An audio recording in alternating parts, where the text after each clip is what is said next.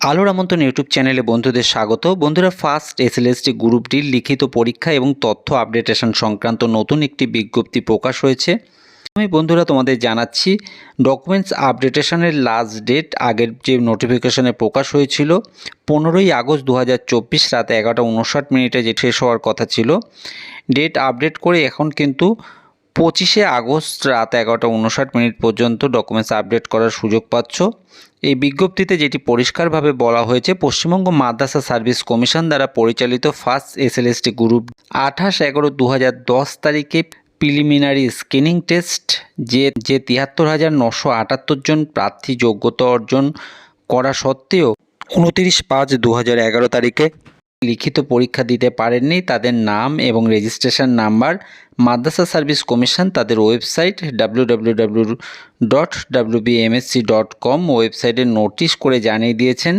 List of the candidate who were eligible but could not appear at the first written test list কিন্তু এখানে দিয়ে দেওয়া হয়েছে। এখানে এই 73,978 জন পরীক্ষার্থী, এদের কিন্তু প্রত্যেককেই 1/10/2024 তারিখে লিখিত পরীক্ষায় কিন্তু এদের বসতে হবে। তার সঙ্গে সঙ্গে মাদ্রাসা সার্ভিস কমিশন বিজ্ঞপ্তির সঙ্গে সঙ্গে পোস্টাল লেটারও কিন্তু বাড়িতে পাঠাচ্ছেন, যারা যে 73,978 এবং সেই সঙ্গে 24,577 জন যারা পিলি এবং মেইন দুটো পরীক্ষায় পাশ করেছিলেন, প্রত্যেকের কিন্তু বাড়িতে মাদ্রাসা সার্ভিস কমিশন থেকে কিন্তু একটি লেটার পাঠাচ্ছে। এবং এখানে পরিষ্কার যেটা বলা হচ্ছে যে যাদের লিখিত পরীক্ষায় বসতে হবে 1 সেপ্টেম্বর 2024 পরীক্ষার দিন, সেই সঙ্গে যারা দুটোতেই পাশ করেছে এখান থেকে কিন্তু তাদের পরীক্ষায় বসতে হবে না।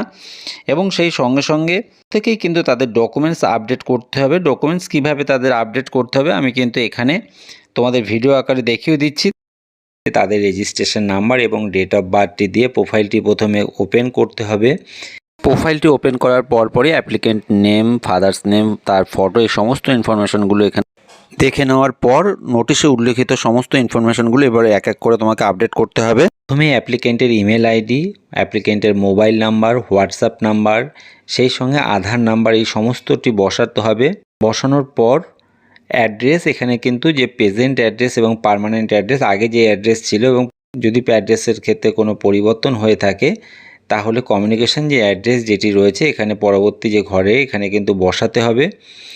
অ্যাড্রেস বসানোর পর এরপর কিন্তু আবেদনকারীর আধার কার্ড, এক্ষেত্রে কিন্তু আধার কার্ডটি পরিষ্কারভাবে স্ক্যান করে কিন্তু আপলোড করতে হবে। আপলোড করার পর সাবমিট করার পর একটি প্রিন্ট আউট ডাউনলোড হবে, এটি কিন্তু কাছে রেখে দেবেন। সেই সঙ্গে প্রিয় বন্ধুদের বলবো, নিচে ডেসক্রিপশনে আমি দুটো লিঙ্ক দিয়ে দেবো, যেখান থেকে তোমরা 73,978 জন যাদের ফার্স্ট এসএলএসটি গ্রুপ ডি পরীক্ষায় পরবর্তী সময়ে বসতে হচ্ছে, এবং এটি কিন্তু 1701 পেজের একটি পিডিএফ রয়েছে, এখান থেকে তোমাদের নাম রয়েছে কিনা দেখে নিতে পারো।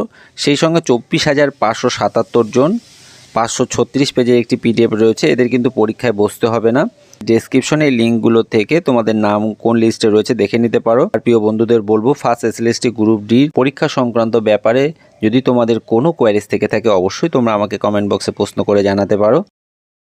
সঙ্গে বন্ধুদের বলবো, নিচের ডেসক্রিপশনে আমি 73,978 জন পরীক্ষার্থী যারা পিলি পাস করেছিলেন এবং মেইন পরীক্ষায় বসেনি, সেই সঙ্গে 24,577 জন পরীক্ষার্থী যারা পিলি এবং মেইন উভয় পরীক্ষায় পাস করেছিলেন, এই দুটো লিস্টের লিঙ্কগুলো দিয়ে দেবো। সেই সঙ্গে তোমরা অ্যাডমিট কার্ড ডাউনলোড করার লিঙ্ক এবং পরীক্ষার সিলেবাস, এই সমস্ত সংক্রান্ত লিঙ্কগুলি আমি ডেসক্রিপশনে দিয়ে দেবো। সেই সঙ্গে প্রিয় বন্ধুদের বলবো, ফার্স্ট এসএলএসটি গ্রুপ ডি লিখিত পরীক্ষা এবং আপডেটেশন সংক্রান্ত যদি তোমাদের কোনো কোয়ারিজ থেকে থাকে অবশ্যই তোমরা আমাকে কমেন্ট বক্সে প্রশ্ন করে জানাবে। আর বন্ধু, ভিডিওটি যদি তোমাদের ভালো লাগে, কাজে আসে, এমন অনেক কাজের প্রয়োজনীয় ভিডিও খুব সহজেই পেতে চ্যানেলটিকে সাবস্ক্রাইব করে রাখবার জন্য অনুরোধ করব। ধন্যবাদ।